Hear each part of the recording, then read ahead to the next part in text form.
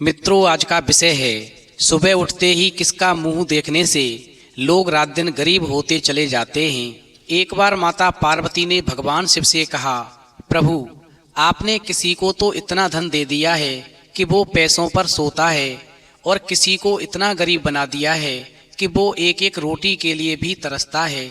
किसी घर को खुशियों से भर दिया है तो किसी घर को दुख से भर दिया है।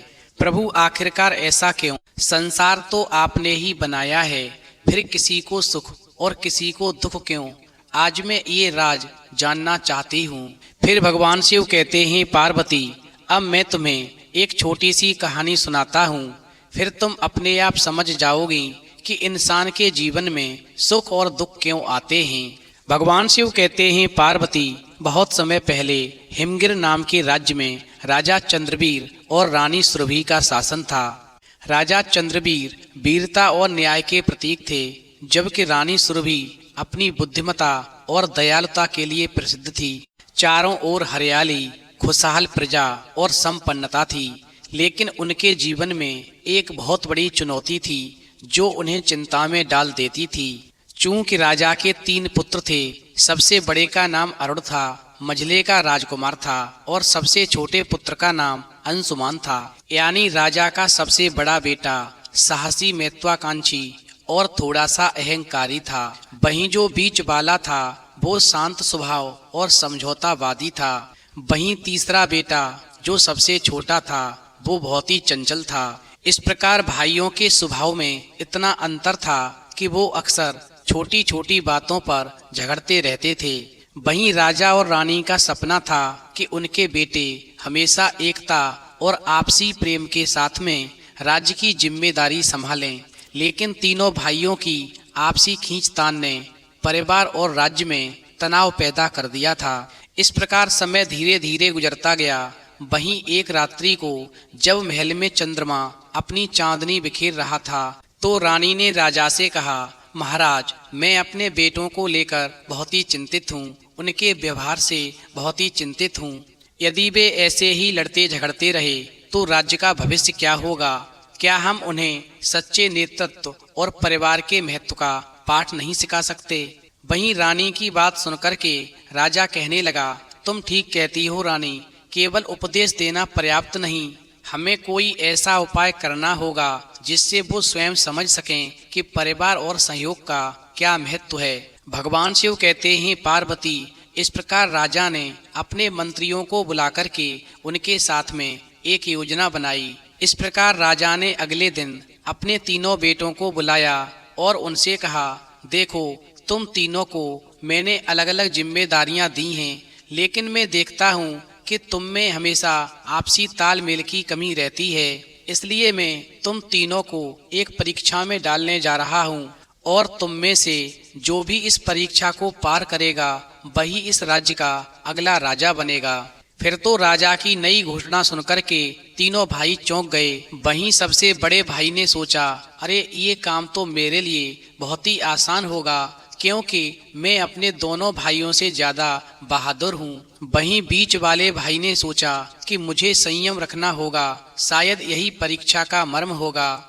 वहीं तीसरे भाई ने सोचा कि मैं तो सबसे छोटा हूँ, लेकिन मैं परीक्षा में पास होने के लिए कोशिश जरूर करूँगा। इस प्रकार राजा ने अपने तीनों बेटों को एक एक थैले में भरकर कुछ बीज दे दिए और कहा, तुम तीनों को राज्य के 3 अलग अलग हिस्सों में भेजा जाएगा और तुम्हारा काम है कि तुम इन बीजों से फसल उगाओगे और 1 महीने के बाद में वापस आओगे।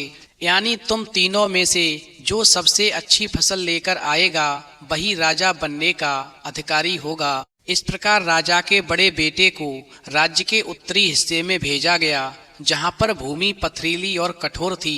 इस प्रकार पथरीली और कठोर जमीन को देख करके राजा के बड़े बेटे ने सोचा, अरे, ये तो मेरी शक्ति दिखाने का मौका है, मैं इन पत्थरों को तोड़ दूंगा और खेत को तैयार करूंगा। इस प्रकार राजा के बड़े बेटे ने मजदूरों को बुलाया, जमीन की साफ सफाई करवाई और उसमें बीज बो दिया, लेकिन उसने जमीन की उर्वरता का ध्यान नहीं रखा और ना ही फसल की देखभाल की। क्योंकि उसकी योजना जो थी जल्दबाजी की थी। वहीं राजा का जो दूसरा बेटा था, जिसका नाम अंशुमान था, उसे राज्य के पश्चिमी हिस्से में भेजा गया, जहां भूमि उपजाऊ थी। फिर उसने धीरे धीरे काम शुरू किया। उसने गांव के बुजुर्गों से सलाह ली कि कौन सी फसल यहाँ उगाई जा सकती है। इस प्रकार बीच वाले ने फसल की देखभाल की, लेकिन उसकी मेहनत का अधिकतर समय दूसरों को संतुष्ट करने में चला गया। इस प्रकार जो राजा का तीसरा बेटा था, उसे राज्य के दक्षिणी हिस्से में भेजा गया, जहाँ पर भूमि सामान्य थी। वहीं राजा के तीसरे बेटे ने किसानों से मदद ली और कहा, मुझे आपकी मदद चाहिए, मैं अकेले ये काम नहीं कर सकता।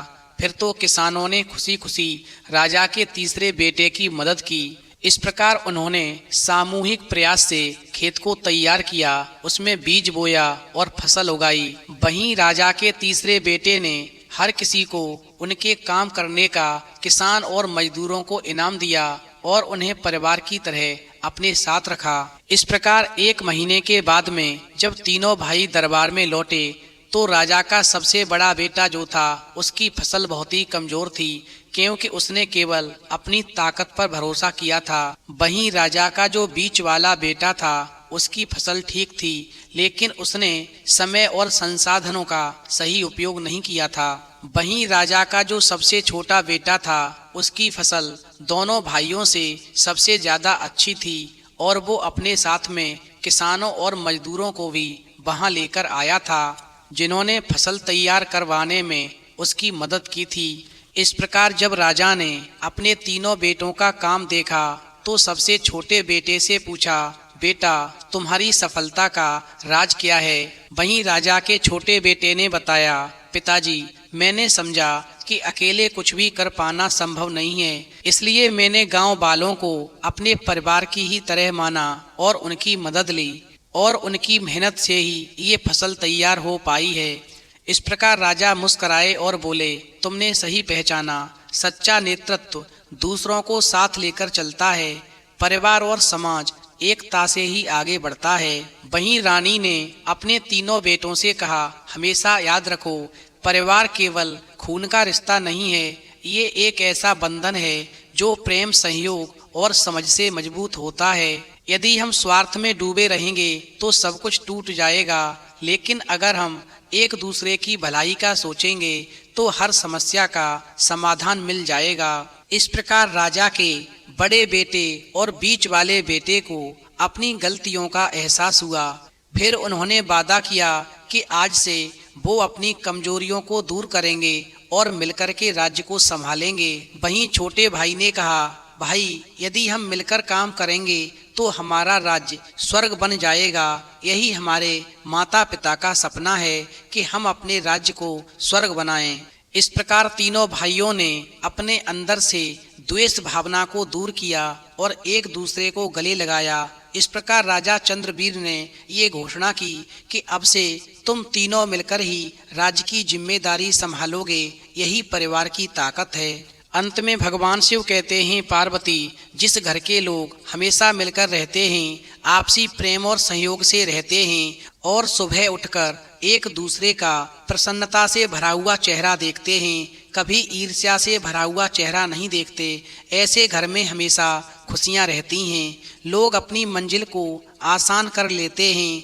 ऐसे लोग रात दिन धनवान होते चले जाते हैं। जिस घर में प्रेम रहता है वहाँ लक्ष्मी का वास होता है, क्योंकि अकेले चलने से रास्ता कठिन हो जाता है, लेकिन साथ चलने से हर मंजिल आसान हो जाती है। इसलिए जीवन में धनवान होने के लिए, घर में सुख शांति बनाए रखने के लिए, घर में जितने भी सदस्य हैं सभी को मिलकर रहना चाहिए और प्रेम पूर्वक रहते हुए सुख पूर्वक जिंदगी को व्यतीत करना चाहिए। तो मित्रों, आज की कहानी से प्राप्त जानकारी अच्छी लगी हो तो प्लीज़ आप हमारे चैनल को सब्सक्राइब जरूर करें और भगवान शिव और पार्वती के लिए एक लाइक करना बिल्कुल न